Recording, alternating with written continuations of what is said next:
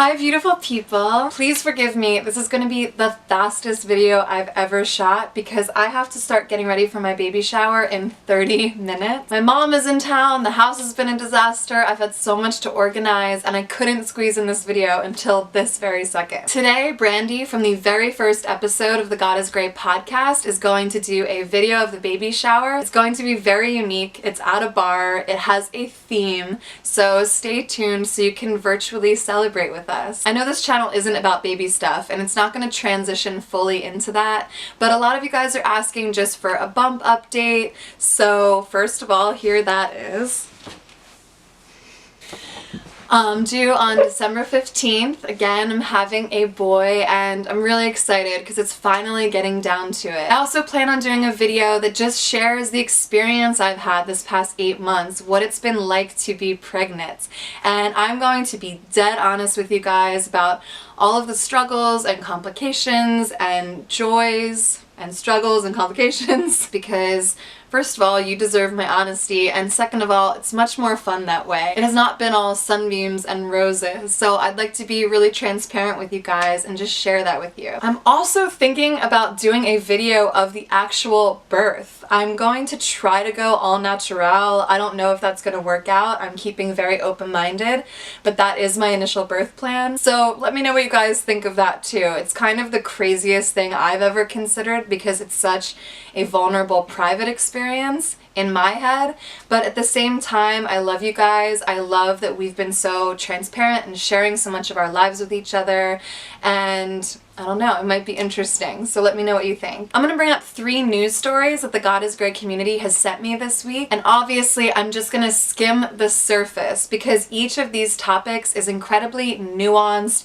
and we could talk about them for hours, but I'm just gonna present them to you, a little flash of my initial thoughts, and I would love to see you guys discuss this in the comment section. Number 1, Paula White. This Floridian and televangelist is President Trump's spiritual advisor. And let me say, this is no surprise because she's an attractive, white, blonde woman that worships Donald Trump and in her own life preaches the prosperity doctrine. What we're now calling the evangelical prosperity gospel is the idea that despite Jesus saying it'd be easier for a camel to pass through the eye of a needle than for a rich man to enter the kingdom of God, that we in modern America should be diligent to give money to wealthy preachers like Paula White. You need to send in $3,500. You need to send in $35,000. Or else. If you do not write that P.O. box and you do not call that toll-free number and you do not become a ministry of sustainer, you will never see sustainment in your life and your dream will die, your call will die. Beautiful people, put your money wherever you like. If Paula White's ministry edifies you, I am not here to judge that. However, to me, she's the equivalent of a traveling salesman peddling placebos and calling it medicine. And where I stand is holy. And when she says To say no to President Trump would be saying no to God. it's infuriating, and I would even say blasphemous, to tell Christians, to manipulate Christians into believing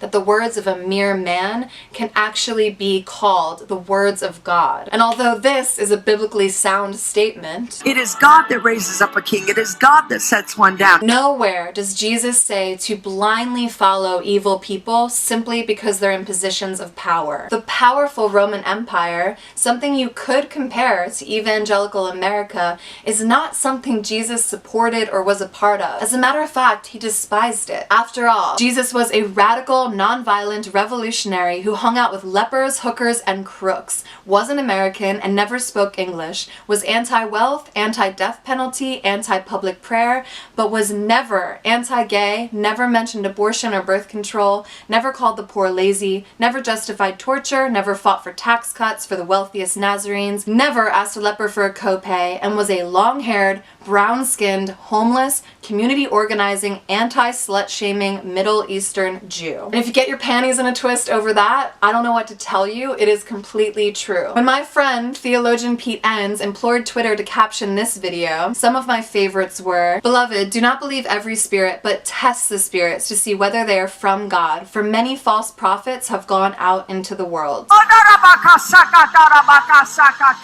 For I was hungry and you didn't give me food to eat. I was thirsty, you gave me no drink. I was a stranger and you didn't take me in. Naked and you didn't clothe me. Sick and in prison and you didn't visit me. And of course, Jesus wept. And last but not least, I'm pretty sure the verse you're looking for is in 2 Corinthians. 2 Corinthians, right? 2 Corinthians. And while we're on the subject of manipulative behavior, this is the second news story you guys sent me a lot. YouTube comedian John Crist, or Christ, I don't know how to say it, someone I found very entertaining and relevant, was just exposed. I'm trying to keep this video monetized, so I'm going to censor my words, but I will link an article with all of the details below. Essentially, according to multiple sources, Crist has exploited his Christian reputation and platform to harass, manipulate, and exploit young women over the last 7 years. There's nothing to joke about here. I just bring this up to reiterate that just because someone professes to be Christian does not make them a safe person. As evidenced by the multitude of similar scandals that cross all denominations on all levels of leadership, many people cloak their darkness with religious words, status, and power. One of John Crist's accusers said, "I was truly blinded by his celebrity status. There were a few moments I thought, hey, this is kind of weird,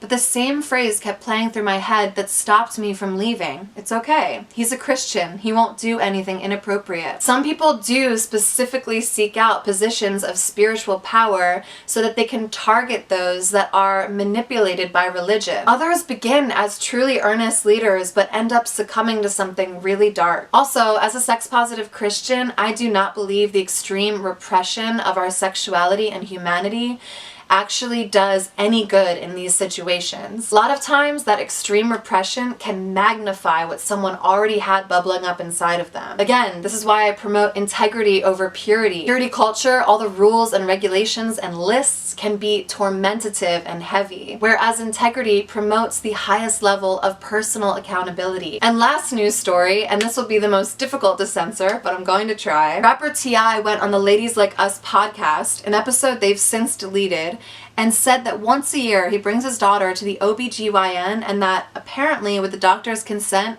obtains proof that his daughter has not been with a man. The first thing you may be asking is, how do you go about proving something like that? And the answer scientifically is, you cannot. For many years, we've been fed this cultural fallacy that you can tell a woman has been in bed with a man according to whether or not she bleeds during intercourse. On the darker end of this, the World Health Organization has condemned this sort of exam as unethical, as it exposes women to not only an unnecessary medical exam without scientific basis, but also that it can lead to the ostracization or even death of vulnerable women in developing countries. I'm gonna link a video below from professional OBGYN, Mama Dr. Jones, explaining all you need to know about this false narrative on women's bodies. And beyond the science, let's address a few things. One, T.I. doesn't hold his 15-year-old son to this standard of chastity. He even praises him, saying, "I definitely feel different about a boy than about a girl." And number two, the magnificent SHANBOODY has an amazing take on this. I think what he's trying to do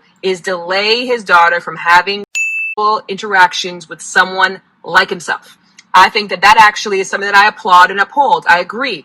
People, especially young women, should not be engaging in acts with somebody who has that kind of sick mentality, with somebody who clearly thinks that is for the man and for men's pleasure, and that women will inevitably be taken advantage of, because that is the kind of person who has no idea about female pleasure, who has no idea about female autonomy and how sex can actually be a positive part of her life. Which brings me to fathers, concerned parents, anyone out there wishing they could police their child's body. A, no one's body belongs to you except your own. And B, I know that fact, and yes, it is a fact, might really scare you, but just to encourage you, there is a different way to approach this. You have your own personal autonomy and you have to honor that in your child. They will do things you really wish they wouldn't do, but a lot of studies show that when parents give rules and regulations to children, they're more likely to rebel or just not abide or not listen or go in the other direction. Whereas if you present a set of values. You say, these are the things that I value in my life.